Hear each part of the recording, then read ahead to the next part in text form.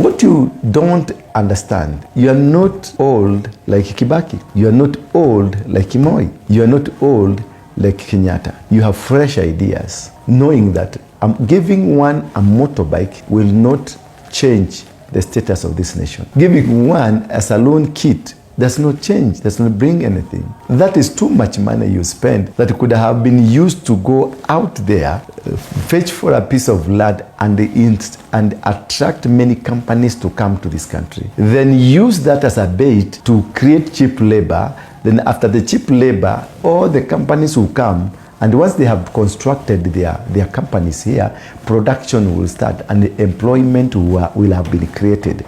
And we will be operating in a country that we are producing, employment is there, and the production is there. So whatever you did was good, but a wrong move that we need to change.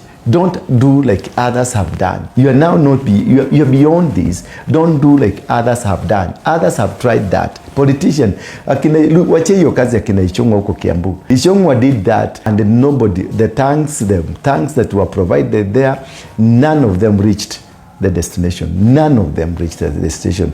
And it is causing more and more destruction and more pain in your government and more mistrust in your government, because whatever you are promising, it is repeating itself as a failure, something that does not exist. This is wrong. You are making wrong moves every time. You have the opposition, you have the advantage of doing things, you have the government on your side, but you are making wrong moves. And now remember, when you were doing the campaigns, we are using one wheelbarrow that we moved with it all over the country, and one truck that were carrying some few wheelbarrows. We went to Kisumu with the same truck, the same wheelbarrows. We went to Kisii, the same truck, the same wheelbarrow. We went to Mombasa, the same truck, the same wheelbarrows.